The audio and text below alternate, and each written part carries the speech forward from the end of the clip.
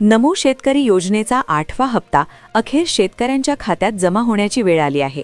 शासनाने या संदर्भात अधिकृत तारीख घोषित केली आहे, परंतु जोपर्यंत तुम्ही ही 5 महत्त्वाची कागदपत्रे सादर करत नाही तोपर्यंत नमो शेतकरीचा हा 8वा हप्ता तुम्हाला मिळणार नाही।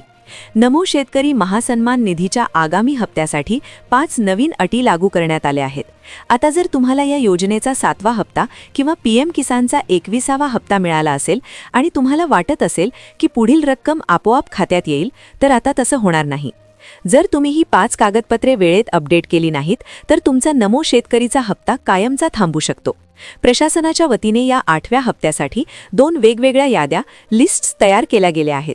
यातील पहिल्या यादीत असे शेतकरी आहेत जे सर्व निकषांत तंतोतंत बसतात, ज्यांना नवीन कागदपत्रे देण्याची गरज भासणार नाही।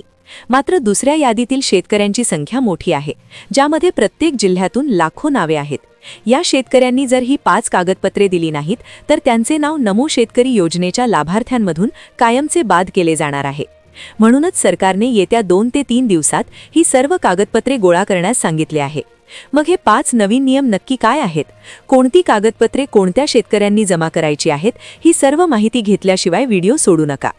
पहा, तुम्हाला वाटत असेल की पैसे आपोआप येतील, पण यावेळेस तसे घडणार नाही। नमो शेतकरीच्या निधीबाबत एक मोठा गैरप्रकार सरकारच्या निदर्शनास आला आहे। अनेक सधन शेतकरी ज्यांच्याकडे मोठी जमीन आहे, जे आलिशान गाड्या वापरतात, ते देखील नमो शेतकरी आणि पीएम किसानचे लाभ लाटत आहेत। तसेच काही कुटुंबात असं दिसलं की एकाच घरात 2-3 सदस्य या एकाच योजनेचा फायदा घेत आहेत। नियमानुसार योजनेचा लाभ कुटुंबातील एकाच व्यक्तीला मिळणे अपेक्षित असते, पण शासनाला समजलं की मुख्य शेतकरी, त्याची पत्नी आणि मुलगा असे सर्वच जण लाभ घेत आहेत। त्याचबरोबर दुसरी महत्त्वाची गोष्ट अशी की ज्या घरात पीएम किसानचा लाभ मिळतोय तिथे पुरुष नमो शेतकरीचे कैसे घेतोय, तर घरातील महिला लाडकी बहीण योजनेचा लाभ घेतीये, कुणी निराधार योजनेचा, तर कुणी घरकुल किंवा इतर सबसिडीचा लाभ घेत आहे। अशा प्रकारे एकाच घरात मोठ्या प्रमाणात सरकारी निधी जात आहे। यामुळेच खऱ्या गरजू शेतकऱ्याला शोधण्यासाठी सरकारने 5 नवीन नियम लावले असून पात्रता सिद्ध करण्यासाठी 5 कागदपत्रांची अट घातली आहे। मग ती 5 कागदपत्रे कोणती आहेत जी तुम्हाला पुढच्या 8 दिवसात जमा करायची आहेत? जर तुम्हाला 8वा हप्ता हवा असेल तर ही सर्व कागदपत्रे त्वरित जमा करा असे आदेश देण्यात आले आहेत, कारण तारीख निश्चित झाली असून लवकरच निवडणुका आणि मतदान होणार आहे। त्या पार्श्वभूमीवर शेतकऱ्यांना खुश करण्यासाठी सरकारने हा हप्ता जारी करण्याचा निर्णय घेतला आहे, पण त्यासाठी 5 नियमांनुसार कागदपत्रे देणे अनिवार्य आहे। आता ही कागदपत्रे कुठून मिळवायची, लाभ कोणत्या बँकेत मिळणार, हे सर्व सविस्तर सांगतो। सर्वात आधी आपण बँकांची नवीन यादी पाहूया। पूर्वी नमो शेतकरी किंवा पीएम किसानचे पैसे सर्वच बँकांमध्ये सुरळीत जमा व्हायचे। अनेक शेतकऱ्यांची खाती जिल्हा बँकांमध्ये, नागरी बँकांमध्ये किंवा खासगी बँकांमध्ये होती, पण आता तांत्रिक अडचण निर्माण झाली आहे। सरकारने जवळपास 8 ते 10 बँकांची नावे लाभार्थ्यांच्या यादीतून वगळली आहेत। याचे मुख्य कारण म्हणजे या बँकांचे सर्व्हर सरकारच्या डीबीटी आणि पीएफएमएस प्रणालीला सपोर्ट करत नाहीत। त्यामुळे जुने खाते असूनही तांत्रिक कारणामुळे तुम्ही अपात्र ठरू शकता। विशेषतः ज्या सहकारी बँकांचे केवायसी अपडेट नाही किंवा आधार सीडिंगची सोय नाही, तिथे पैसे येणार नाहीत। जर तुमची बँक या यादीत असेल तर त्वरित bank of India, state bank किंवा बँक ऑफ महाराष्ट्र यांसारख्या राष्ट्रीयकृत बँकेत नवीन खाते उघडून ते आधारशी लिंक करा। यासाठी खूप कमी वेळ शिल्लक आहे। जर बँक वेळेत बदलली नाही तर पोर्टलवर पेमेंट फेल्ड असा मेसेज येईल आणि हप्ता तुमच्या हातातून जाईल। म्हणूनच हा व्हिडिओ पूर्ण पहा, कारण आता मी जी 5 कागदपत्रांची यादी सांगणार आहे ती अतिशय महत्त्वाची आहे। प्रशासनाने यासाठी केवळ 8 दिवसांचा अवधी दिला आहे। जे शेतकरी या काळात ऑनलाईन पोर्टलवर किंवा कृषी कार्यालयात कागदपत्रे देतील त्यांच्याच खात्यात 2000 रुपये जमा होतील। अन्यथा पात्र असूनही कागदपत्रांच्या अभावी तुमचे नाव यादीतून कापले जाईल। सरकारने वारंवार नियम पाळण्याच्या सूचना दिल्या आहेत। आता पहिला नियम नीट समजून घ्या। हा नियम महाराष्ट्रातील जवळपास सर्वच शेतकऱ्यांशी संबंधित आहे आणि दुर्दैवाने याच अटीमुळे अनेकांची अडचण झाली आहे। सरकारने हे कागदपत्र काढण्यासाठी गेल्या 6 महिन्यांपासून मोहीम राबवली होती, पण अनेक शेतकऱ्यांनी त्याकडे दुर्लक्ष केले। आता मात्र हे कागदपत्र काढणे अनिवार्य झाले आहे। सरकारने पीएम किसानच्या वेळीही याची पूर्वसूचना दिली होती, पण शेतकऱ्यांनी गांभीर्याने घेतले नाही। यामुळेच आता 99% शेतकऱ्यांपुढे प्रश्न उभा राहणार आहे, कारण आकडेवारीनुसार महाराष्ट्रातील 1.5 करोड शेतकऱ्यांपैकी फक्त 5-10 लाख शेतकऱ्यांनीच याची पूर्तता केली आहे। मग बाकीच्यांचे काय? हेच आपण आज सविस्तर पाहणार आहोत. पहिले आणि सर्वात महत्त्वाचे कागदपत्र आहे फार्मर आयडी कार्ड. मित्रांनो, गांभीर्याने ऐका.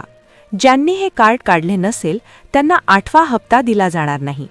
हे कार्ड म्हणजे तुमची डिजिटल शेतकरी ओळख आहे. जसे आपल्याकडे आधार कार्ड आहे तसेच आता प्रत्येक शेतकऱ्याचा एक युनिक ओळख क्रमांक असणार आहे. सरकारने ही सिस्टीम यासाठी आणली आहे की एकाच जमिनीवर 2-3 लोक चुकीच्या पद्धतीने लाभ घेत आहेत का हे तपासता येईल.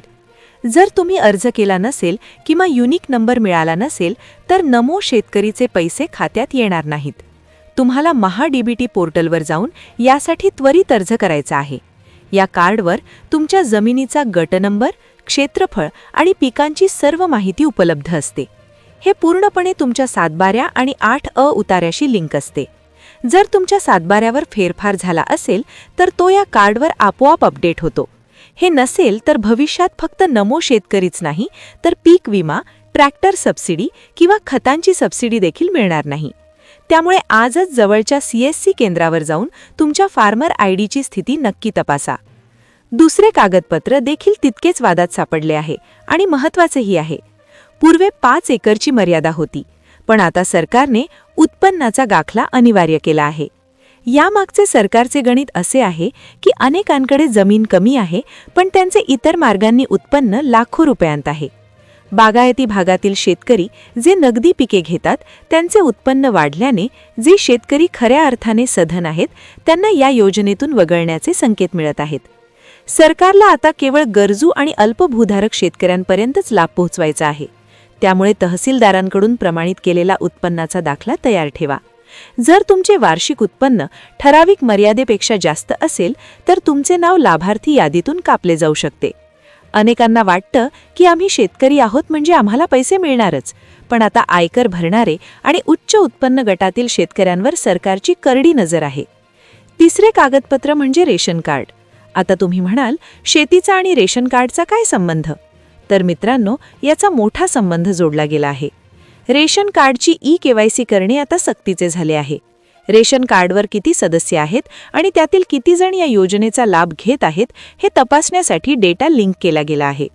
अनेक ठिकाणी एकाच घरात वडील आणि मुलगा दोघेही वेगळे अर्ज करून पैसे घेत आहेत, तर रेशन कार्ड मात्र एकच आहे. अशा विसंगती शोधण्यासाठी हे पाऊल उचलले आहे. तुम्हाला काय करायचे आहे? तुमच्या गावातील रेशन दुकानात जा, तिथे पॉस मशीनवर अंगठा लावून कुटुंबातील सर्व सदस्यांची KYC पूर्ण करून घ्या. जर रेशन कार्डमध्ये नावाचा घोळ असेल किंवा आधार लिंक नसेल तर नमो शेतकरीचा हप्ता होल्डवर पडू शकतो. चौथे कागदपत्र आहे पॅन कार्ड.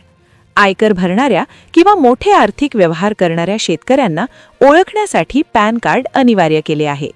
जर तुमचे व्यवहार मोठे असतील आणि तुम्ही पॅन कार्ड पोर्टलशी लिंक केले नसेल तर तुम्हाला संशयास्पद लाभार्थी मानली जाऊ शकते. हे कार्ड पोर्टलशी लिंक असणे आता तांत्रिकदृष्ट्या गरजेचे झाले आहे. पाचवे आणि शेवटचे कागदपत्र म्हणजे तुमच्या बँक खात्याचे अपडेटेड पासबुक. अनेक शेतकरी तक्रार करतात की मेसेज आला पण पैसे जमा झाले नाहीत. याचे मुख्य कारण म्हणजे तुमच्या बँक खात्याचे नाव आणि सातबाऱ्यावरील नाव यात स्पेलिंगची चूक असणे. जर सातबाऱ्यावर एक स्पेलिंग असेल आणि बँकेत दुसरे तर PFMS प्रणाली तुमचे पेमेंट रिजेक्ट करते. तसेच तुमचे खाते DBT म्हणजेच डायरेक्ट बेनिफिट ट्रान्सफरसाठी सक्रिय आहे का हे बँकेत जाऊन नक्की तपासा.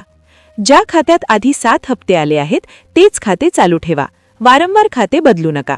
तर शेतकरी मित्रांनो, ही होती ती 5 महत्त्वाची कागदपत्र. बघा, नियम थोडे कडक झाले हे खरं आहे, पण जर तुमची कागदपत्र वेळेत असतील, जर तुमच्याकडे ते अवेलेबल असतील तर घाबरायचं काही कारण नाही. तुमचा हप्ता तुम्हाला नक्की मिळणार. पण मग मला खरं सांगा, तुमच्यापैकी किती जणांनी फार्मर आयडी कार्ड काढला आहे? जर काढला नसेल किंवा कुठं अडचण येत असेल तर कमेंटमध्ये हो किंवा नाही असं लिहा. ज्यांना अडचण येते त्यांच्यासाठी आपण नवीन व्हिडिओ घेऊन येणार आहोत. तुमचं एक कमेंट आणि एक लाईक आम्हाला व्हिडिओ बनवायला खूप ताकद देतं. त्यामुळे व्हिडिओ आवडला असेल तर आत्ताच लाईक करा. आपल्या शेतकरी ग्रुपवर हा व्हिडिओ शेअर करायला विसरू नका. आणि सगळ्यात महत्त्वाचं, चॅनलला जर अजून सबस्क्राईब केलं नसेल तर आत्ताच करून ठेवा, कारण पुढचा हप्ता जमा झाला की सगळ्यात आधी अपडेट तुम्हाला इथं मिळते. चला तर मग भेटूया पुढच्या एका नवीन माहितीसह.